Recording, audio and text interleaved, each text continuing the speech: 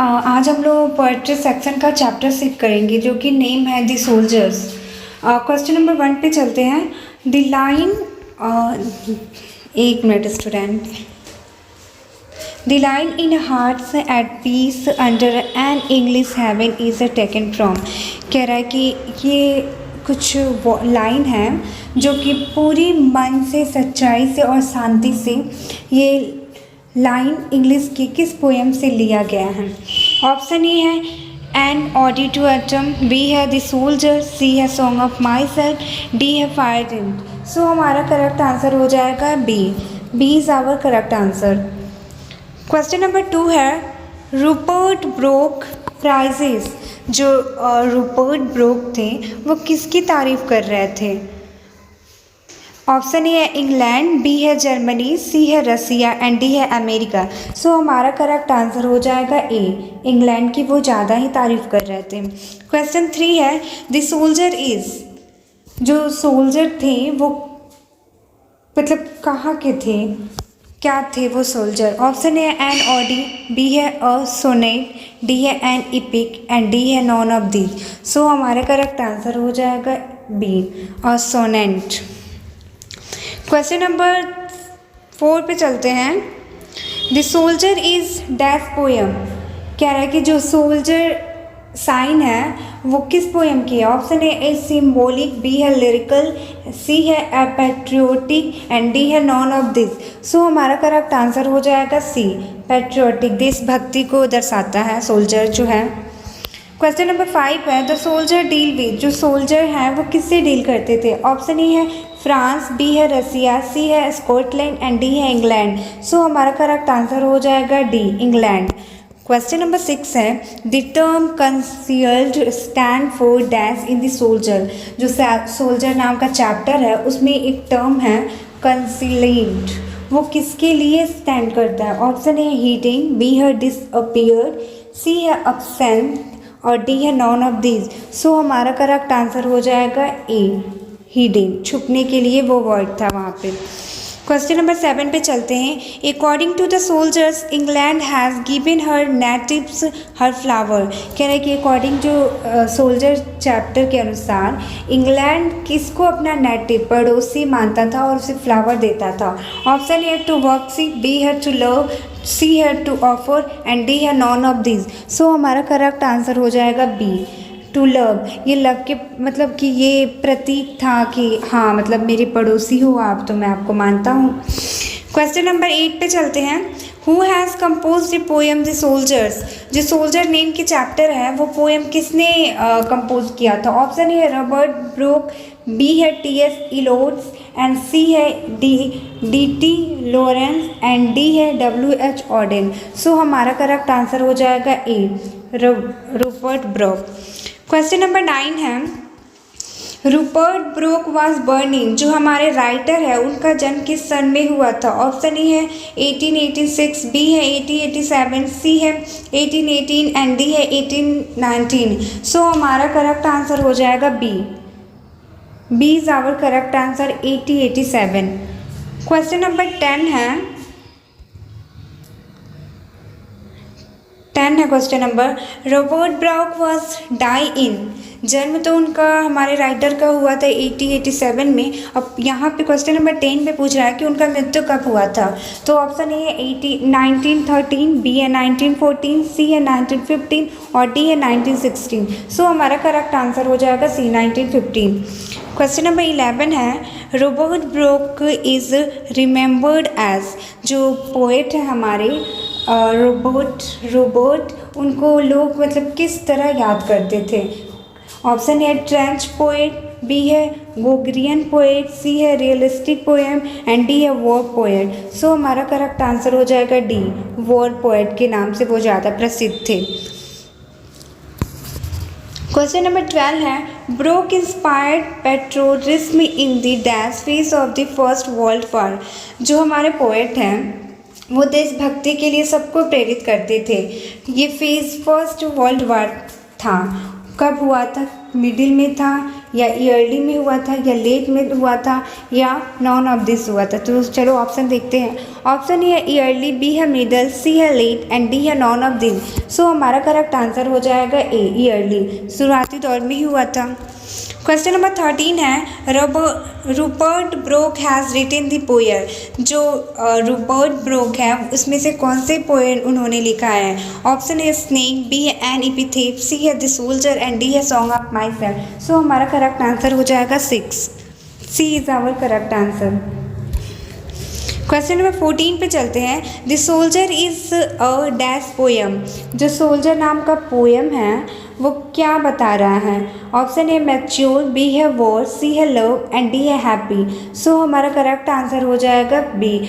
जो आप तो चैप्टर पढ़े होगे ना, तो उसमें वॉर का ही तो जिक्र है, युद्ध का ही जिक्र है। तो वही पूछ रहा है कि जो पोएम है वो क्या बता रहा है, क्या दर्शाता है, लव या मैच्योरिटी या फिर हैप्पी? तो हैप्पी तो बिल्कुल भी नहीं है, वो तो युद्ध का बातें हैं ना उस चैप्टर में। क्वेश्चन नंबर 15 है। The image and the praises of dash run through both this stanza. कौन सा मतलब सिटी है जहाँ पे उसकी इमेज बहुत अच्छी थी और उसकी काफ़ी ही तारीफ हो रही थी दोनों स्टेंजा में? तो चलो देखते हैं। ऑप्शन इंग्लैंड, बी है अमेरिका, सी है फ्रांस और डी है इंडिया। सो हमारा करेक्ट आंसर हो जाएगा ए, इंग्लैंड। इंग्लैंड की मतलब वहाँ की इमेज बहुत अच्छी थी और लोग वहाँ की तारीफ भी कर रहे थे।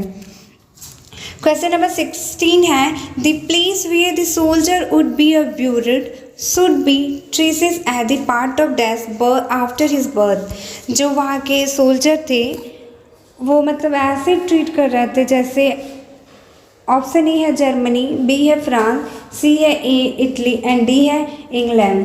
सो हमारा करेक्ट आंसर हो जाएगा डी। मतलब इंग्लैंड के जो सोल्जर थे वो अपने आप को ऐसे ट्रीट कर रहे थे ना जैसे उनके पास कितना बर्डन हो, वैसे वो अपने आप में ट्रीट कर रहे थे। 17 है question number. The speaker of the poem the soldier is. जो इसमें स्पीकर है द सोल्जर्स में, वो कौन है? ऑप्शन ए डॉक्टर, बी है सोल्जर, सी है टीचर एंड डी है ट्रेडर। सो हमारा करेक्ट आंसर हो जाएगा बी, सोल्जर।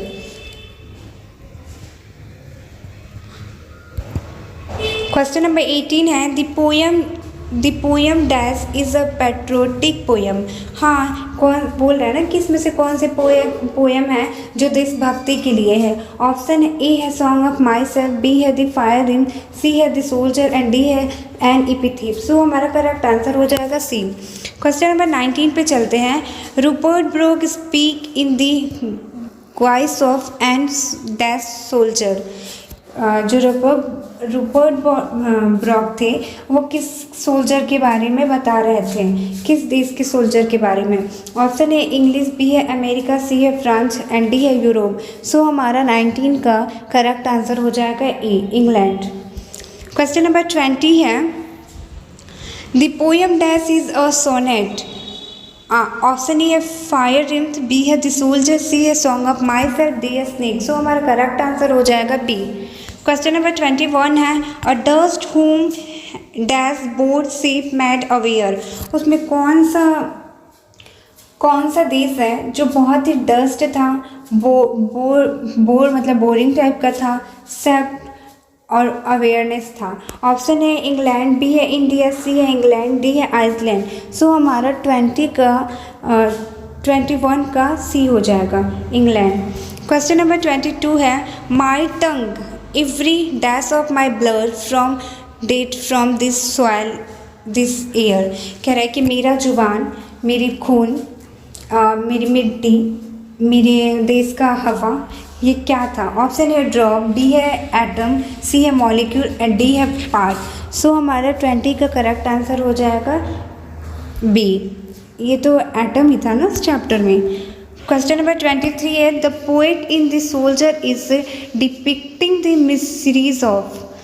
जो पोएट है वो सोल्जर